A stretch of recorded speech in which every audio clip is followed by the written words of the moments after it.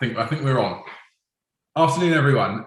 I hope you're all having a great day so far. We are honoured to be joined by the Romford Bull, double lively, Mr. Johnny Fisher, this Friday afternoon, who's taking the time out of his day just to reflect on uni, Exeter, and talk to him about his boxing stuff too. Johnny, how you doing, mate? Yeah, I'm good. Thanks, Ben. Good to speak to you. Good to have a bit of life and a bit of interaction with the uni, because I've missed it, having this year off from it, or my first year away from being at uni. So it's good to talk to you. No, thank you. It's such a pleasure to hear from you, and can see how much Exeter means to you from interviews and stuff and everything. You're very clear on how significant your time here was. So very grateful and thankful for that, and it's always great to hear from you. So no, thanks. We'll dive straight into the question. Sorry, mate, go on. Thanks for having me on. It's an honour to be on. So I'm really pleased to be on. So it's to do with Exeter. It's brilliant. You're definitely in the A-list of people I've spoken to this year. I think Greg Cook hasn't got much on you, to be honest. Doesn't matter. Everyone's got something to bring to the table. That's the main thing. Certainly true. Certainly in Exeter sport, I think they have anyway. But so taking you start with the boxing and just taking you back to how you started and how you first got into boxing. Talk us through that and where your passion stemmed from. Yeah, so I started boxing when I was 6-7 years old, or maybe even before that. Ever since I was 2-3 years and could walk, I had a pair of boxing gloves on. So it's always been something I've wanted to do. But I had a break when I was about 14, 15. I was playing rugby more, doing my A-levels and GCSEs, then my A-levels. And it was basically for a broken hand injury. I had stopped for a little bit and was playing rugby instead. Played a bit of rugby at Exeter, really enjoyed it. And then it was sort of second year, started boxing again, met some good people at the boxing club at Exeter Uni ABC. And from there, just one thing after the other. I got in with a good manager. I got in with sparring some good guys, and we're now fighting on Matchroom and had my debut on Sky Sports. So it's just one thing after the other. Just got to roll with it and see what happens. It's been an unreal journey, but obviously you had just sort of the experiences that helped shape you to be the fighter that you are now at Exeter. Talk us through sort of the amateur career that you had and the fights like Fight Night at Exeter and all those experiences. Yeah, so I didn't actually do Fight Night. So what we done was with the EU ABC, we done amateur boxing events. So I had 3 fights. No, I had 2 fights at Exeter and 2 at home, and 3 of them were round 1 knockout. So I knew I had the power and I had the drive and I was training correctly, and I just needed to take it to that next level. And I had the opportunity to turn professional. And if it wasn't for the groundwork I'd done at Exeter Uni with some great guys there, I wouldn't have been able to be where I am. So I'm really grateful. And it was really EU ABC and Exeter sport in general, rugby as well, that got me back interested in pursuing sport at a high level.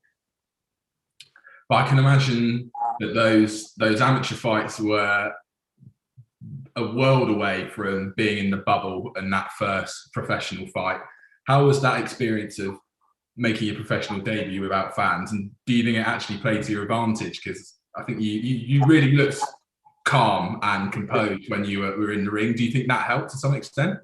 Well, I'm going to love it when supporters are now back, because I've got some great support, and it'd be brilliant to have them in the fight arena and stuff like that. But the bubble can be very tense, and if you're not careful, you can really let it get on top of you and get the better of you. You've got to be mentally strong, because you're walking around the same environment as your opponent. Everything's geared towards fight night, because normally you could do fight week, you go and do your weigh-ins, and then you come home, you can relax and switch off. In that bubble, everything is geared towards fighting, so you've got no mental rest. So you've got to be careful, and you've got to have good people around you, and luckily I did.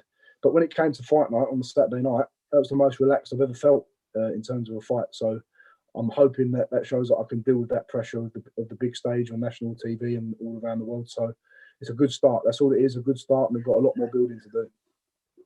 Well, yeah, we know there was you certainly had a big following that evening, and like you say, I'm sure once it's in person and you're boxing in front of crowds, you'll have, as they keep on saying, the whole of Essex and Exeter will be there for you. So yeah. We're looking forward to that moment. I'm sure you're buzzing for that. Yeah, that'll be a great mix of Essex boys and Exeter boys and girls coming down. It'll be a good thing to see in the crowd how they all interact with each other. But I'm looking forward to it. No doubt, it's going to be good. I don't want to be caught in the crossfire of that, but we'll bridge that when the time comes. You talk about sort of having good people around you. Tell us about the influence of Sam Jones and the relationship that you have with him, because it seems as though you two really get on well, and I can imagine the relationship you have with your manager is really important and has been a big part of making your kind of professional career what it's been so far. Well, Sam Jones isn't just, he's my mate as well. He's one of my good friends now. But when I first got in contact with Sam Jones, I just messaged him on Instagram saying, did Joe Joyce need any sparring? And he let me come up and said, yeah, I'll give you a chance.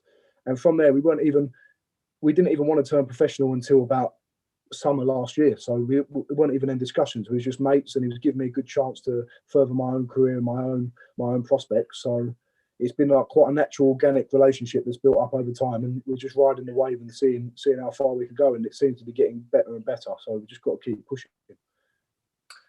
And I have to ask, because he's one of those people I want to hear more information about. There's Sam Jones, and then there's Eddie Hearn. Yeah. What was it like standing next to? Do you feel the power radiating off of Eddie Hearn, or is that a myth that I've constructed in my head? No, it is. He's just like a normal bloke. He really is. When I've met him, I've only met him 3 or 4 times and in the bubble. And I think he likes the fact I'm from Romford, and his boxing gym used to be in Romford, and he's originally from Dagenham, which is near me. So he's just like, I think he's got a good an appeal to me in the fact that I'm from the same sort of area he's from, and we've gelled over that. We've only met each other a few times, but you can tell when he does interviews and stuff, he's excited by the fact there's a local boy from where he's from coming through. Well, I'm sure he is, and he's got all the reasons to be proud of you. You've done a cracking job so far, and the sky's the limit. But tell us about the choice of song for your ring walk, because I imagine there are probably a few people watching who were quite surprised when you turned out to Take Me Home. So tell us about that. Well, I'm a country music fan anyway, but when you're down in Exeter, it's like the song that gets played at the end of most nights in Exeter or bottom of TP. Everyone's singing Country Roads, aren't they? So it's a big song in Exeter, and I had it for my fight down in Exeter, the first one I had for varsity, and there's about 500 people in there all chanting Country Roads. They all loved it. So I thought, I've got to stick with that now. And I think I'm going to keep it moving forward, because it's just, everyone gets behind it. And it reminds me of my journey when I was at Exeter as well. So I'm going to keep it. I think that's a great reason to have. And yeah, it's certainly a crowd pleaser, isn't it? And I think, it's clearly a good luck charm so far. So why change it? Exactly that. And you've had messages from the likes of Lennox Lewis, Tyson Fury. Yeah. How much did they mean? Oh, it was on Fight Week, Tyson Fury sent me that message, organised with Belva Sam Jones, and it was just like, I thought I was in a dream, because he's the heavyweight champ, he's the number one, and to get a message like that, I was just unbelievable. You can't let it go to your head or get too carried away, though. You just got to. It's great to have that great message from him, and you still got to get the job done. But it just shows the level of support I've got, and that could have really weighed down and pressured me and put a lot of pressure on me. But I didn't let it, and I just put it all to the back of my mind, and I know I've got to get a job done. And to have Lennox Lewis message me as well was my boxing idol, was unbelievable.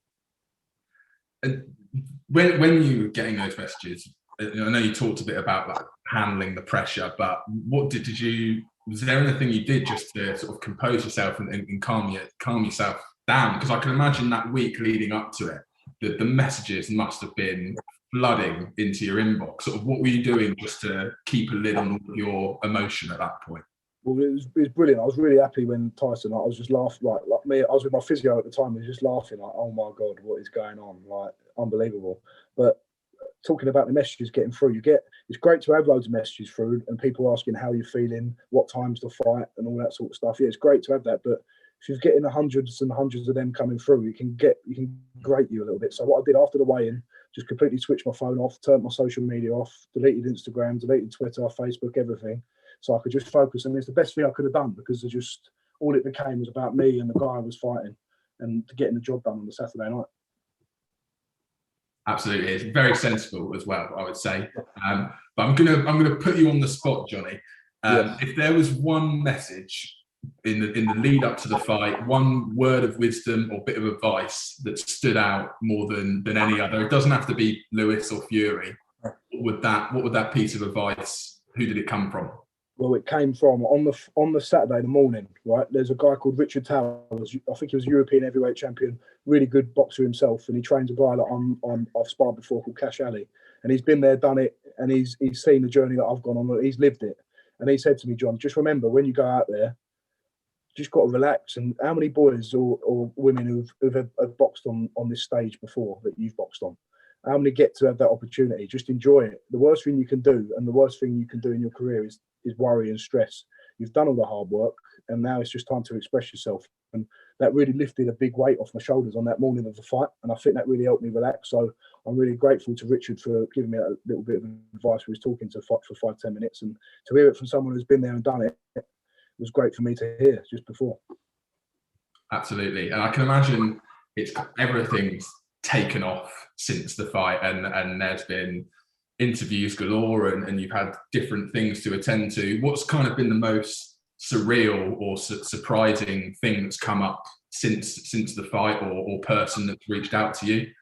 Yeah, I think the way Sky Sports are getting behind me is really good, because I met the guys in there, and they're really kind and respectful and everything, but they really took an interest in me, which is great for my career moving forward. They've done a really good article on me, talking to my manager, saying I hit as hard as Tyson Fury, Anthony Joshua, which is great to hear. I know that's a bit of hype, but it's all good press, which is brilliant. And they put me on their Instagram as a post to my knockout. So to have Sky Sports really backing you, as well as Matchroom, it's great for me to have that. Well, yeah, all publicity is good publicity, and you certainly deserve it after such a blockbuster performance to start off. It's a good start. Yeah, exactly. But I can't imagine it's always been a smooth journey. So you spoke about that injury that stopped you about 14, 15. What's been the toughest hurdle that you've had to overcome so far in your journey? I think it's not one particular hurdle that I've had to come over, but it's my mentality that I've had to change. When you think as an athlete, you think you've got to train 100%. I used to train like a madman, just train all the time, loads of weights, loads of heavy weights. But from my rugby background, that was mainly. But I've sort of realised now, looking good and looking like a bodybuilder and pumping yourself up, that's not functional for the sport that I'm doing.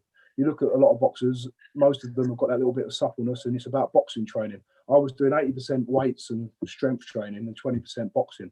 Now I've changed it to 80% boxing and probably about 10% strength related, and the other stuff is just all my little physio bits and everything. So I'm thinking more like an athlete now, and more like a boxer rather than someone trying to build himself up. And that was the biggest hurdle for me at one stage. I had a mental block to thinking, when I've got to rest, I don't have to rest. I've got to train solid the whole way through. So that was the hurdle, and I think I've finally overcome that, and I've matured in that sense. And did you realise and appreciate that yourself, or was there someone who pointed that out to you, who sort of guided you into changing your mindset, or was that just something that you came across on your own? Well, my dad was always saying it to me. He was saying, Johnny, you're doing too many weights. You're doing too much strength training. My good friend as well, one of my dad's best mates, Jimmy, he was saying it as well. You're doing too many weights. But then it wasn't really until I went to Mark Tibbs, my trainer. I used to train Dillian White and trains Billy Joe Saunders at the minute. Just, you listen to a man like that, you don't question him, because he's been there, done it. His dad's a legend as well. And I just fell into a professional boxing environment rather than a gym environment. I used to train really hard, and it was because more like you're getting now more boxing, than the other player. Boxing, running, so skipping, you're never jealous of him. pads, What you could be sparring. is you could be I'm upset living of like a getting, boxer now getting rather too than much. someone who's just trying to wing it themselves, if you know what I mean. I can visualise you in the Russell Seal Fitness Centre, but in a pre-COVID world. Before I knew you too well, there were times when I come into the gym, and I remember seeing you on that first treadmill in there, and it was honestly like the scene in Rocky IV. And you were just absolutely going for it on the treadmill. I was like, I'm going to stay away from this bloke for as long as possible, because I don't want to mess with him. When you speak to me, I'm a nice guy, but I look like a bit of a nutter. Calm down, but when you're in the zone, you're in the zone. But it is great. The Russell Seal, I really miss it, because it was great in that gym, and you can speak to all different people, and that's one thing I miss about the university life, is probably that Russell Seal gym, because we've got some great facilities at Exeter, haven't we? Yeah, we're very lucky, and I'm buzzing to get back down to Exeter full stop, gym or no gym. It'll just be nice. And have you got any plans to come back down anytime soon? Yeah, well, when the lockdown restrictions are lifted, maybe after my next fight, I can have I'll go down there for a few days or something. But lockdown's put everything on hold, because if it wasn't lockdown, I know I've still got to stick to my training, but there'll be a weekend where I could have come down and stuff like that. But as soon as I can and I'm allowed, I'd love to go down there. Well, welcome you back with open arms. But on the sort of next fight, what is the next goal, and where are you sort of looking short term to go with boxing career? So I spoke to my manager literally half hour ago, Sam, and he's been speaking to Eddie, and we know I've got a long way to go on my journey, and I've got to have a lot of learning fights and build my way up, because I didn't have the longest amateur career. Got a long way to go, but we're looking to get me out regularly in that sense, then, to learn on the job. So end of April, May is the next fight date. There's talks of fighting abroad as well in different areas and different places, but we're looking to get out every couple of months so I can be prepared and stay active and learn on the job. Well, it's very exciting. I mean, look forward to next fight. That's really not too far away, mate. And yeah, please let us know when you're fighting. I'm sure we'll hear about it and look forward to cheering you on again.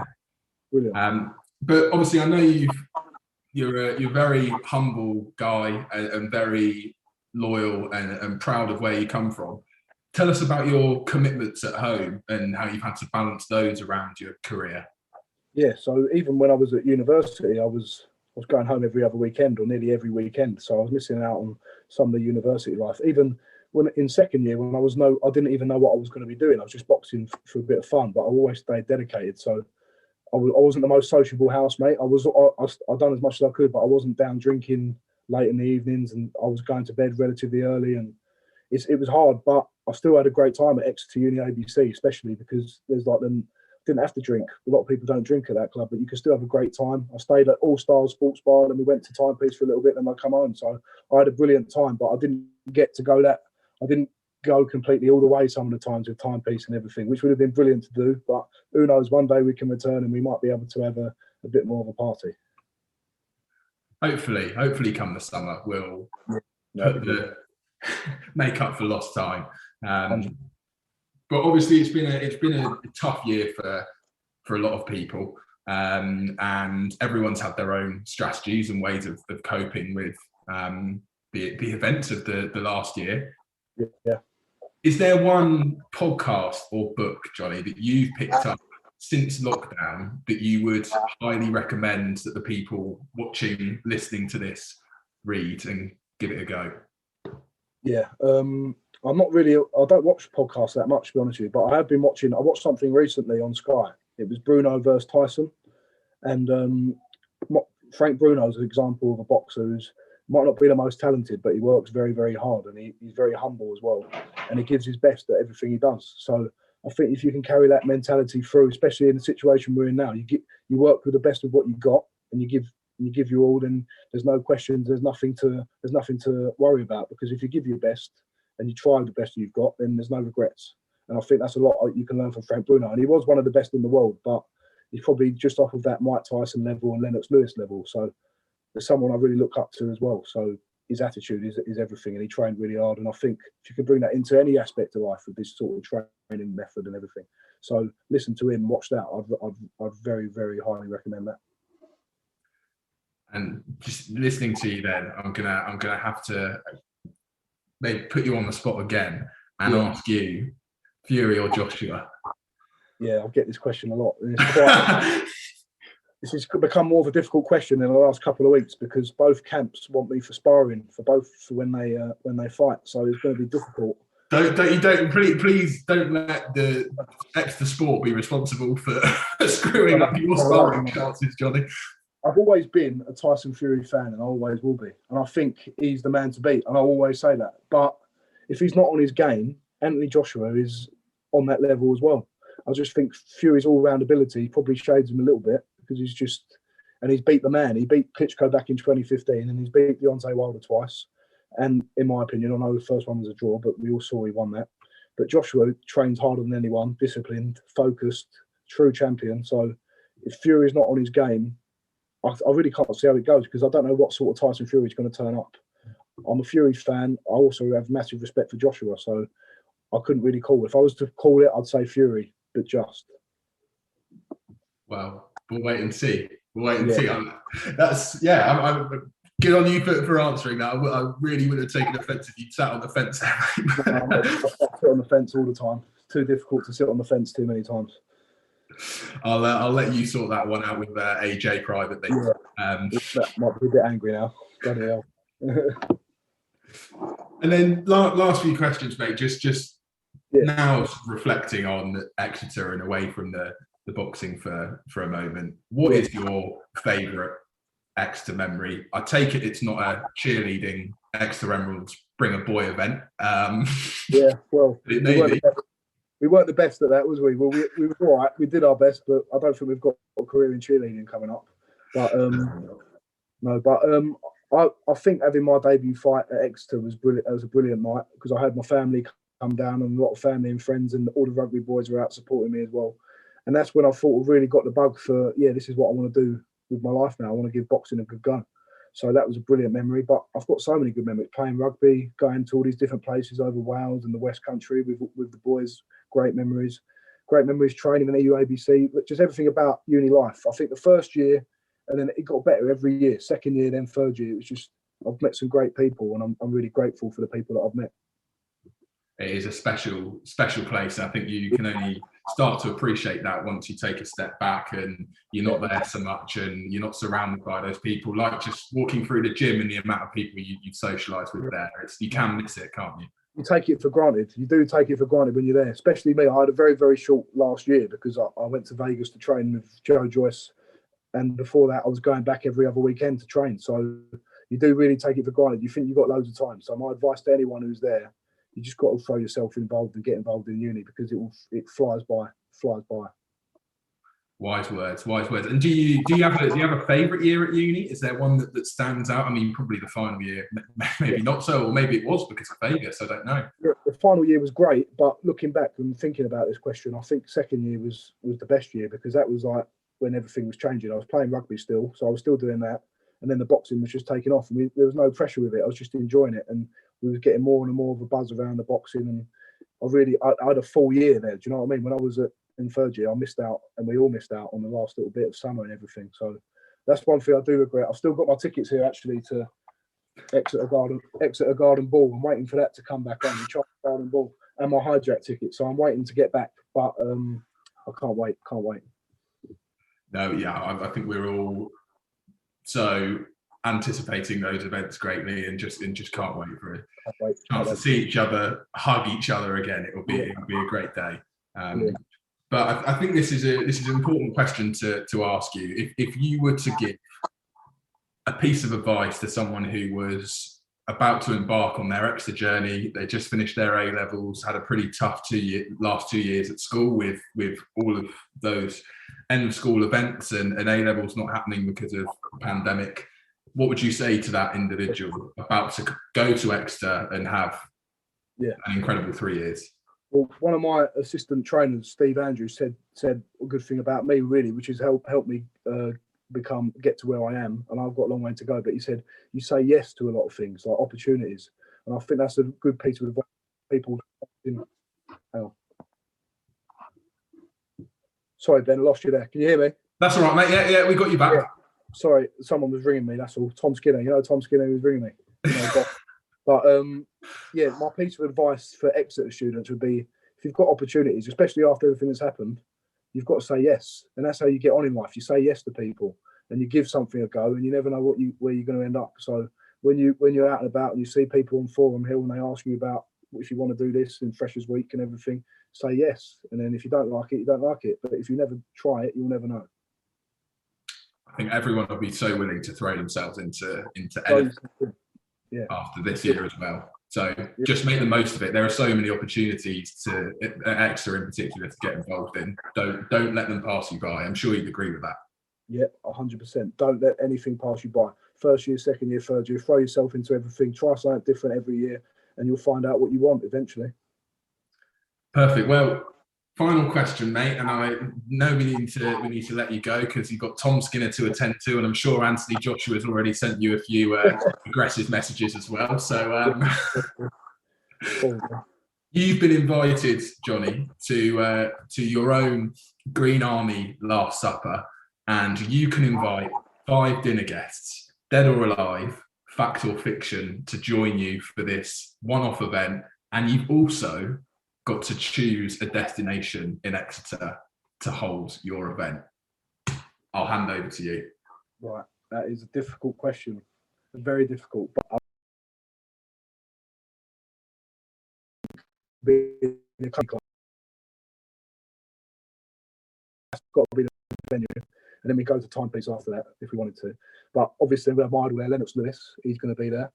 Muhammad Ali, the greatest ever. And I thought about this, and I thought I've got to have like a historical figure there, and I think it'd be good to talk about Elizabeth I and what she done in the with the Spanish Armada and things like that. I think that'd be interesting. I'm struggling on the last two. I think I'd have one of the Exeter Chiefs rugby boys there because they've got a few stories to tell. Either Jack Noel or Henry Slade, someone like that. And I've got to have someone to lighten it all up, so I might bring my mate Tom Skinner along with me as well. Keep it a bit light. Could get a bit heavy that table, couldn't it? Well, you've got a nice mix. So I'm interested to see how Elizabeth I is going to fit alongside Lennox Lewis, Muhammad Ali, and Henry Slade.